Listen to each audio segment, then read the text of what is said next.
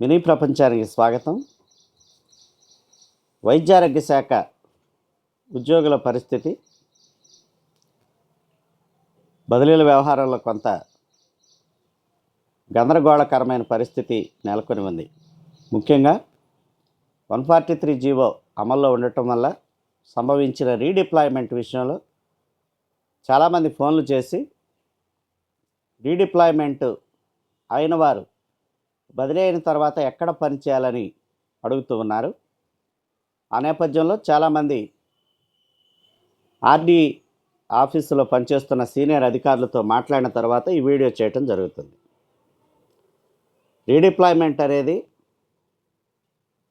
అదేదో సినిమా పాటలు చెప్పినట్టుగా నేను వీడని నేడును నేనే అనే విధంగా వైద్యారోగ్య శాఖ ఉద్యోగులను అది వెంబడించే పరిస్థితే కనపడతా ఉంది. తొలుత బదిలీలకు సంబంధించిన గైడ్లైన్స్ విడుదలైనప్పుడు 143 జీవో గురించి 32 జీవో గురించి మాట్లాడుతూ సూపర్వైజర్ క్యాడర్లో ఉన్న 6 క్యాడర్లకు వారి ప్రస్తావన కూడా తీసుకువస్తూ ఎక్కడైతే వారు జీతం తీసుకుంటా ఉన్నారో దానినే సీనియారిటీ కలిగిన ప్రదేశంగా పరిగణిస్తామని చెప్పి గైడ్లైన్స్లో పేర్కొన్నారు.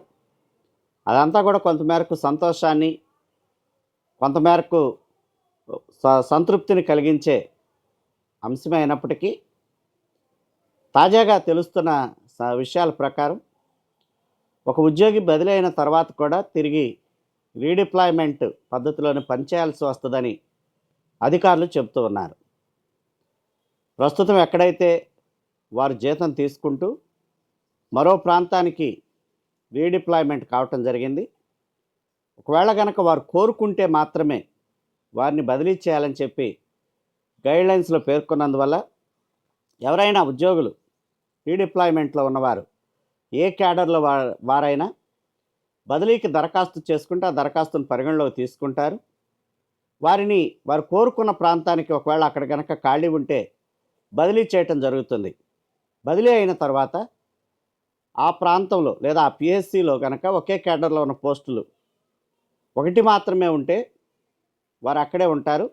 ఒకవేళ మించి కనుక ఉంటే 143 జీవో నిబంధనలకు అనుగుణంగా మించి కనుక ఒకవేళ పోస్టులు ఉంటే వారిని మరో చోట రీడిప్లాయ్మెంట్ చేయటం జరుగుతుంది.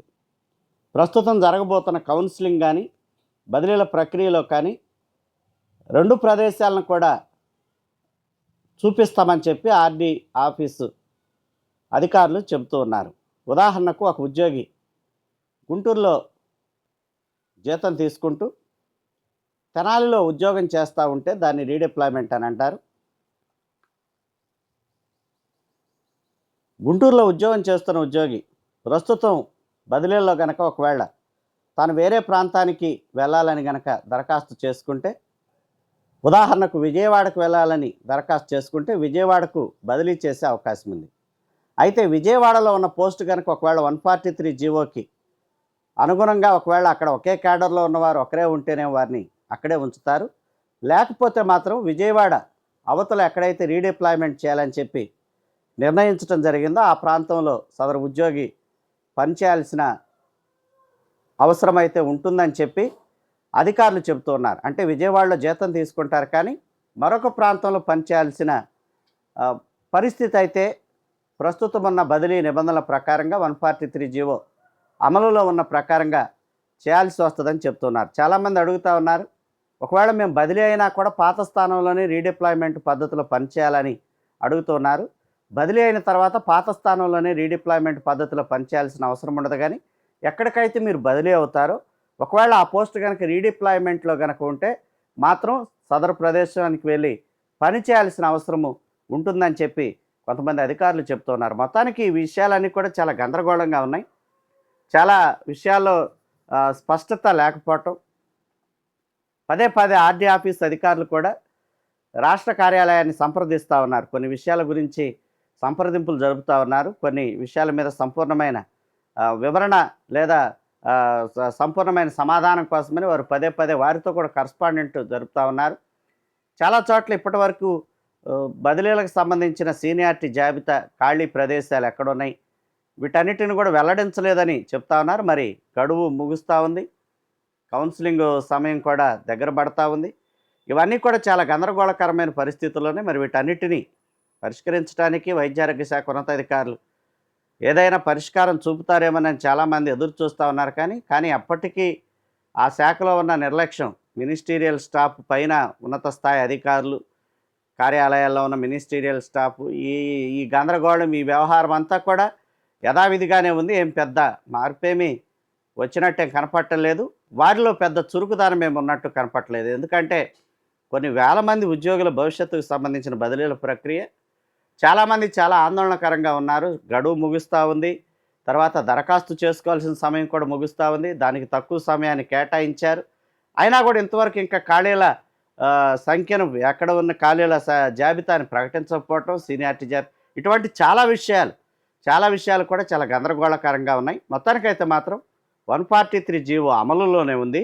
దానికి అనుగుణంగానే ప్రస్తుతం జరుగుతున్న బదిలీలు జరుగుతాయి. దానికి అనుగుణంగానే పనిచేయాల్సిన అవసరం కూడా, ఆ అఘాయిత్యం కూడా ఉంటుందన్న విషయాన్ని ప్రతి ఒక్కరూ గమనించాలా. 143 జీవో వల్ల ఇప్పటివరకు ఏ రకమైన ఇబ్బందులు అయితే ఎదుర్కొన్నారో, అదృష్టం ఉంటే ఒకవేళ మారబోయే ప్రదేశంలో కనుక ఆ పరిస్థితి లేకపోతే కొంత మేరకు ఊరట దక్కుతుంది. కానీ ఒకవేళ లేకపోతే మాత్రం ఇప్పుడు ఏ రకంగా అయితే ఇబ్బందులు పడ్డారో భవిష్యత్తులో కూడా అదే రకంగా ఇబ్బందులు పడాల్సిన అవసరం ఉంది. కాబట్టి వైద్యారోగ్య శాఖ ఉద్యోగులందరూ కూడా మొత్తం మీద కోరుకోవాల్సింది లేదా పోరాడాల్సిన సంగతి ఏమిటంటే, స్థూలంగా అసలు ఈ 143 జీవోని పూర్తిగా రద్దు చేయాలని చెప్పి పోరాడితే తప్ప ఈ రకమైన శ్రమ కలిగిన వాతావరణం నుంచి వారికి విముక్తి కలిగే అవకాశం లేదు.